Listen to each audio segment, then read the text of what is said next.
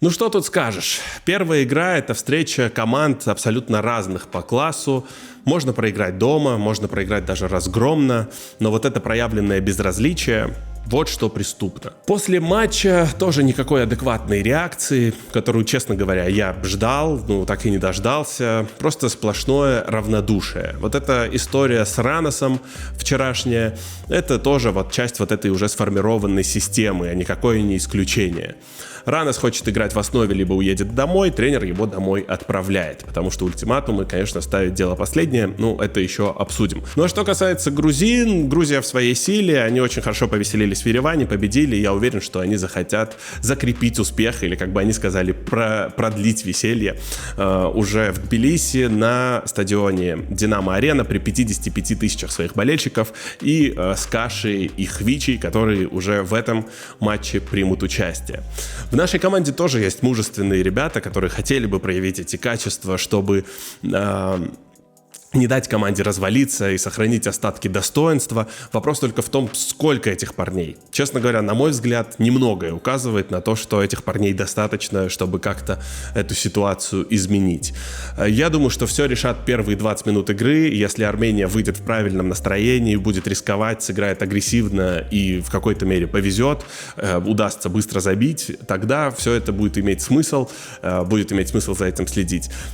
Есть и другой путь. Закрыться с первых минут и пропустить итого, например, 2, а не 4, как в случае с открытой игрой. Но мне кажется, это как раз будет решение самое вредное с ментальной точки зрения, и здесь могут уже начаться совсем неприятные процессы. Поэтому это уже очень такая важная проверка. Либо мы наконец-то сдвинемся с места, либо рассыпемся окончательно.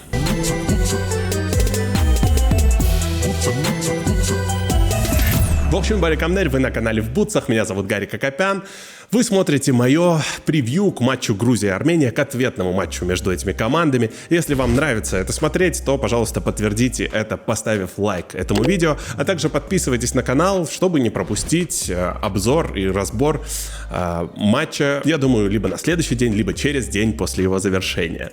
А теперь давайте разберем ключевые слова тренеров на предматчевой пресс-конференции. В составе команды будут изменения, и я уверен, что игроки, которые выйдут на поле, сделают все возможное, чтобы проявить себя. Ведь в команде высокая конкуренция. Каждый футболист знает, что для попадания в состав нужно много работать.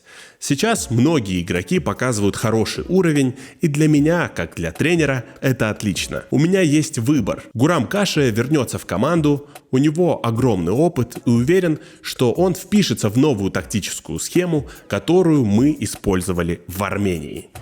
Мы очень соскучились по Динамо-арене, ведь не играли здесь после той исторической встречи с Грецией. Мы с нетерпением ждем выхода на поле, с этим стадионом связаны особые эмоции, и для каждого из нас это радостный момент. Действительно, возвращение на Динамо-арену — это серьезное событие. 55 тысяч болельщиков превратят эту игру в карнавал.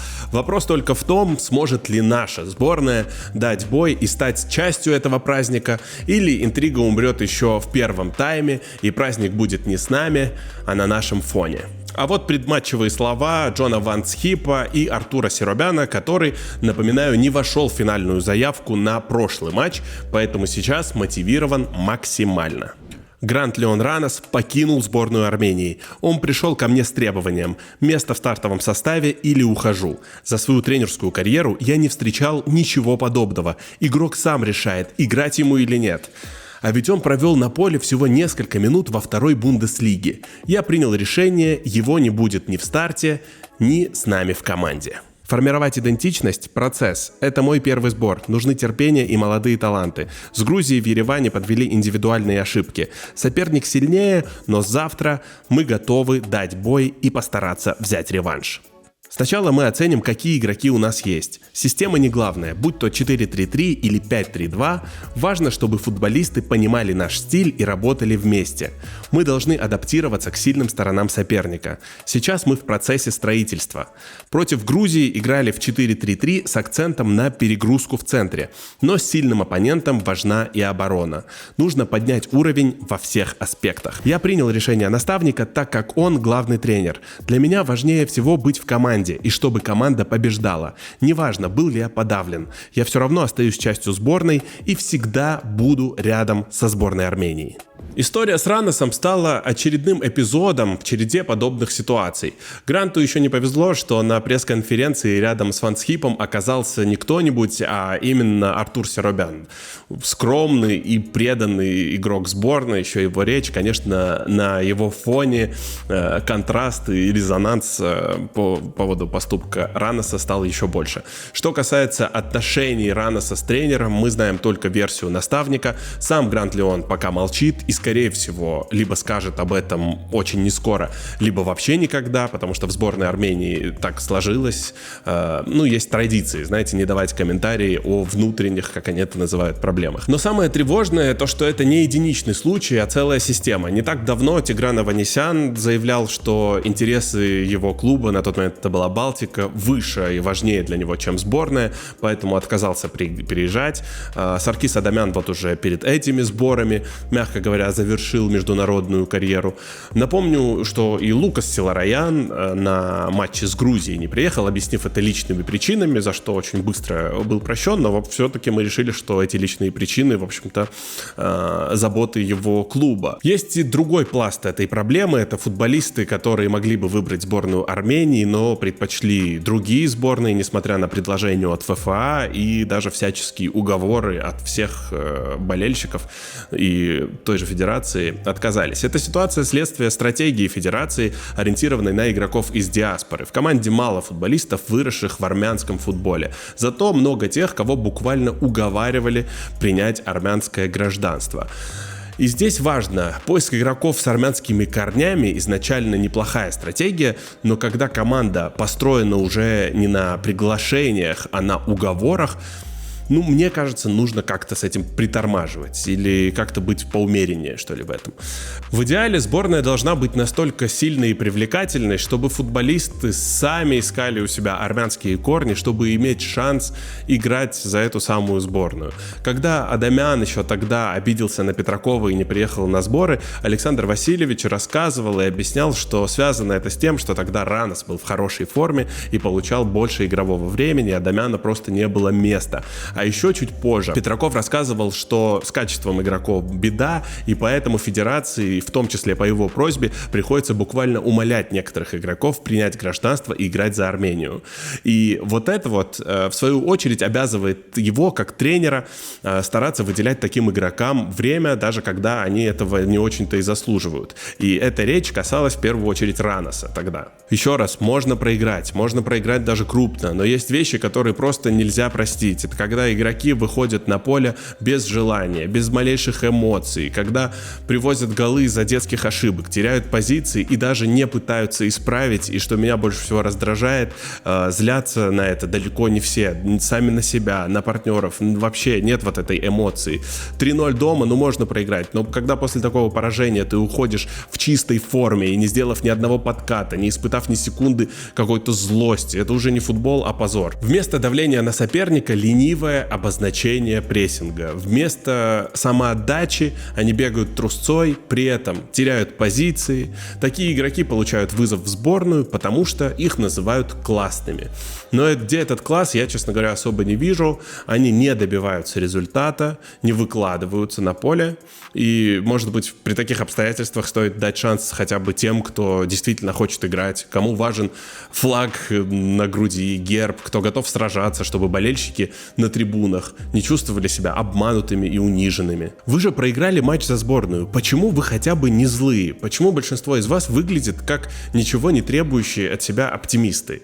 Вот это очень, больше всего, конечно, вот это бесит, безразличие. Конечно, мы можем ругать за все федерацию, мы, в общем-то, так всегда и делаем, но не только федерация виновата в том, что всем все безразлично. Вот, допустим, вы сейчас смотрите это видео, и большинство просмотров будет из Грузии. Это все, конечно, наша общая ответственность, и всем есть что предъявить, журналистам и блогерам, то, что фокусируются очень часто не на тех вопросах, на которых нужно, к руководству федерации, понятно, вопросов больше, наверное, чем ко всем остальным, к к игрокам за их вот эту инертность и за то, что они не вполне понимают вес той футболки, которую носят. Болельщикам тоже за то, что, в общем-то, на многих болельщицких фронтах мы тоже терпим поражение и очень много пассивности и безразличия в этом всем.